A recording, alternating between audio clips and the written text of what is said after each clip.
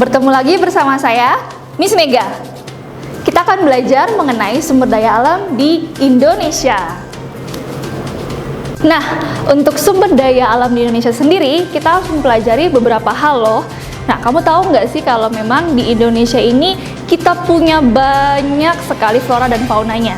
Nah, Indonesia ini kita memiliki flora yang bertebaran dari Sabang sampai Merauke. Nah, semua flora itu akan terbentuk menjadi hasil alam yang akan Miss Mega bahas selanjutnya.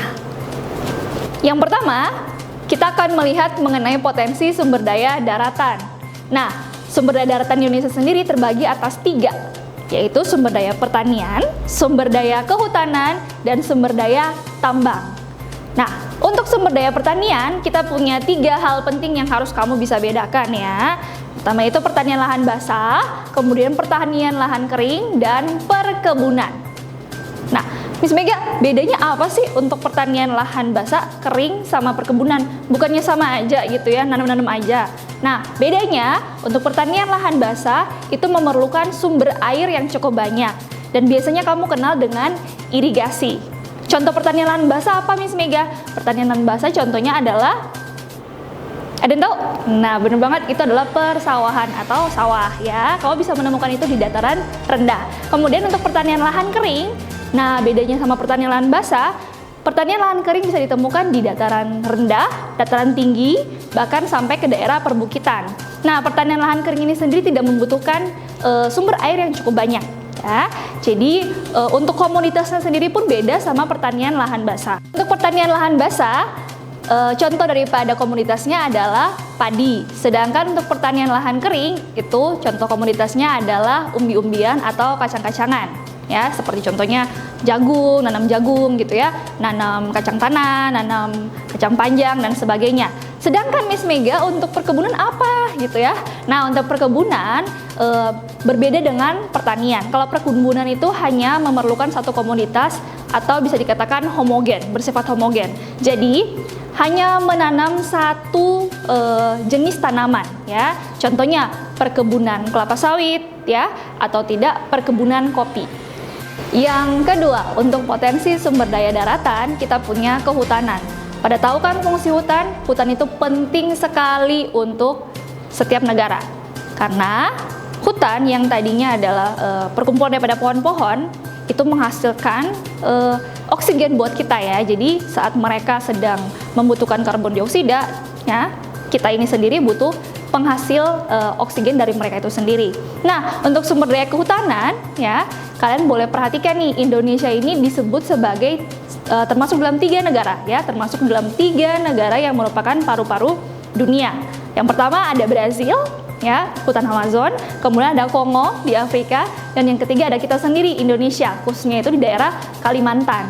Nah, kalian perlu tahu ya, hutan Indonesia itu cukup banyak dan pohon-pohon begitu banyak untuk Indonesia. That's why kalian dari sekarang pun, harapan Miss Mega, kamu sudah mulai menjaga yang namanya pohon-pohon di Indonesia ini.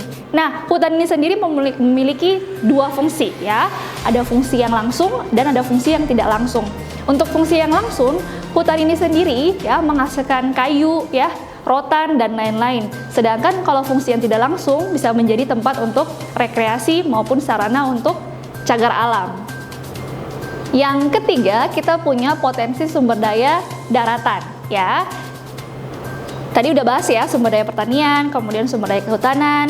Nah, yang ketiga ini adalah sumber daya tambang. Sebelum kita membahas mengenai barang tambang, kamu harus tahu dulu di bumi ini sendiri kita punya, selain tanah itu ada batu-batuan juga loh, dan itu berasal dari letusan gunung berapi ya.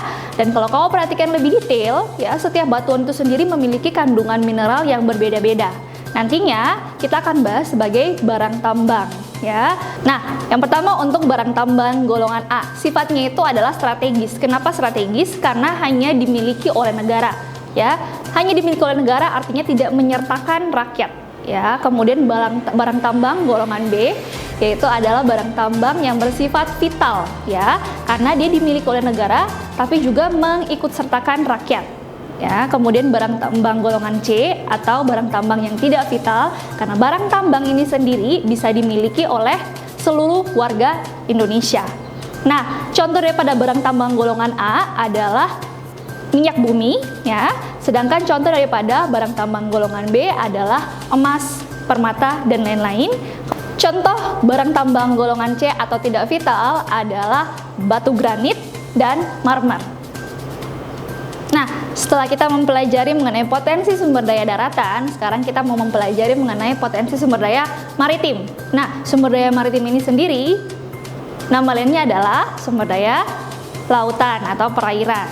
Ada beberapa nih. Dari Indonesia sendiri kita punya transportasi laut yang sudah sangat baik, kemudian kita punya perikanan, kemudian kita punya fungsi ekologis, pertanian laut atau budidaya, pariwisata, dan tempat militer.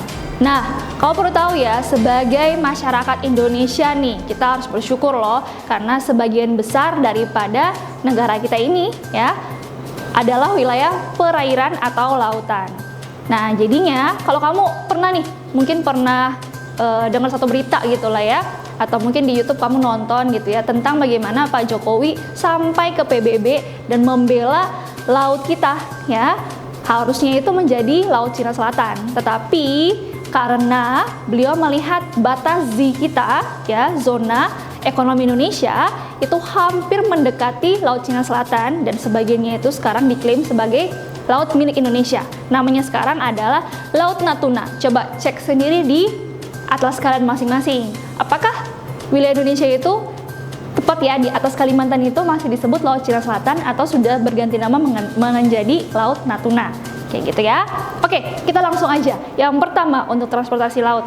Nah, Indonesia sendiri ini kita sudah memiliki banyak transportasi laut. Di antaranya kita sudah punya kapal ya, ferry, kemudian kita punya sampai kapal dalam laut ya, bawah laut itu udah ada semuanya ya. Karena memang Indonesia ingin supaya setiap daerah dari Sabang sampai Merauke itu bisa terjadi yang namanya hubungan satu dengan yang lainnya.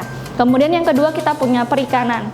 Negara mana sih yang bisa mengklaim bahwa Indonesia ini adalah negara yang kurang ikan? Banyak banget sih ikan kita ya, biota laut kita itu banyak banget. Kemudian untuk fungsi ekologis ya, fungsi ekologis itu sendiri mengenai keberlangsungan ekosistem yang ada di bawah laut ya, entah itu ada floranya atau entah itu ada faunanya ya. Contohnya seperti ekosistem terumbu karang ya, itu sudah sangat banyak di perairan Indonesia. Kemudian pertanian laut, contoh pertanian laut apa Miss Mega ya? Contoh pertanian laut seperti halnya kita punya agar-agar dan lain-lain ya, budidaya untuk menjadi jelly dan lain-lain ya, seperti itu. Kemudian pariwisata ya, jadi lautan Indonesia ini sendiri banyak sekali memberikan devisa buat negara. Contohnya seperti apa? Pantai Kuta di Bali ya. Apalagi Miss Mega, contohnya seperti Taman Nasional Bunaken, itu benar-benar membawa devisa bagi negara. Kemudian terakhir kita punya tempat militer. Nah, karena kita punya daratan yang luas ya, tapi untuk mencoba nuklir, bom dan sebagainya di daratan itu sangat beresiko bagi umat manusia. Jadi laut kita sendiri itu menjadi tempat untuk latihan militer yang sangat baik. Kemudian kita punya potensi laut ya. Jangan sampai lupa tentang potensi sumber daya maritim yang tadi. Kalau ini mengenai laut itu sendiri, kita bisa maksimalkan untuk apa aja sih? Kita bisa maksimalkan untuk industri garam ya. Jadi air lautnya tadi kalian bisa langsung panaskan, setelah itu menjadi garam ya. Terus yang kedua, kita punya eksploitasi zat-zat hidrokarbon. Miss, emang zat-zat hidrokarbon itu apa ya? Jadi itu adalah bentuk daripada mineral yang memang tersedia di lautan. Contohnya kayak penambangan minyak yang ada di laut lepas, yang ada di mana? Di Samudra Hindia atau Laut Jawa. Kemudian kita punya pengambilan biota laut. Kayak apa Miss Mega? Ya itu tuh kalau kamu tahu ya, nelayan pasti mencari tuh ikan ya, cumi-cumi, udang dan semuanya itu ada di laut ya. Terus yang keempat kita punya prasarana perhubungan laut dan industri pariwisata. Sepertinya Miss Mega tidak perlu menjelaskan, kamu lebih tahu ya tentang perhubungan laut yang kita tadi sudah bahas di transportasi laut untuk potensi sumber daya maritim dan industri pariwisata ya. Jangan sampai lupa. Nah, untuk menjaga laut Indonesia kita membutuhkan satu nih ya. Kita kita kayaknya udah bahas di bagian keadaan alam di Indonesia gitu ya. Kita punya satu hutan, yaitu hutan mangrove. Hutan mangrove ini sendiri membantu kita untuk menjaga garis pantai ya. Kemudian sebagai tempat biota laut, udang, cumi-cumi ya. Hal-hal kecil kayak plankton pun itu akan benar-benar bisa bertahan hidup di hutan mangrove. Kemudian yang paling terakhir, hutan mangrove itu menjadi tempat rekreasi atau penghasil kayu. Siapa nih yang pernah ke daerah Pik? Pasti kamu pernah berekreasi di hutan mangrove daerah tersebut. Itu saja dari Miss Mega. Demikian pelajaran hari ini. Sampai bertemu di pelajaran berikutnya. Dadah!